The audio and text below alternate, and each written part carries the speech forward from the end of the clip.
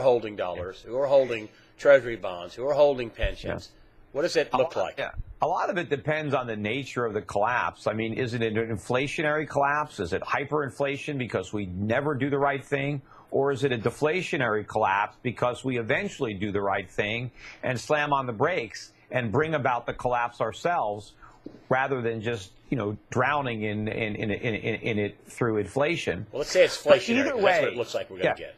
But either way, the American standard of living is going to move dramatically lower.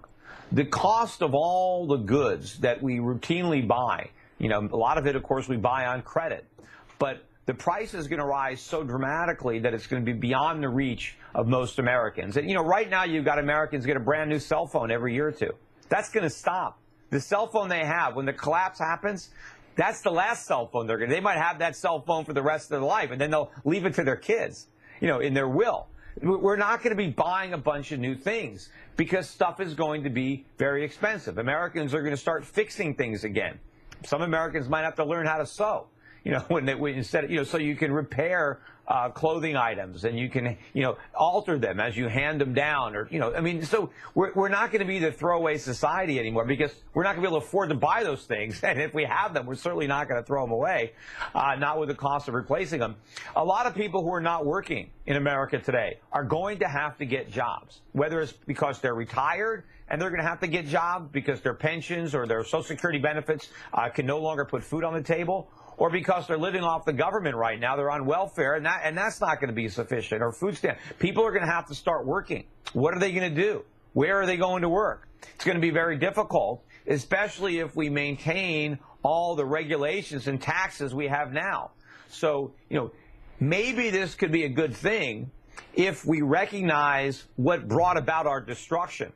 If it results in, that moment of reflection where we can realize that it was the well-intentioned, socialists in the Republican and Democratic Party. It was all these government programs, all these do-gooders that did us in.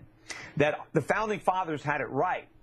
That limited government works. That the government that governs best does govern least. We need sound money, right? We need a real free market. We need to start repealing all these rules and regulations that we've piled on over the last 50 to 100 years. Get rid of them all. Get rid of these taxes. Get rid of these programs. Shrink government back down to size so that it's no more than 5 to 10% of GDP. Total, all levels, state, federal, and local. And then free up the economy. That's what we're going to need to recreate what the government has destroyed.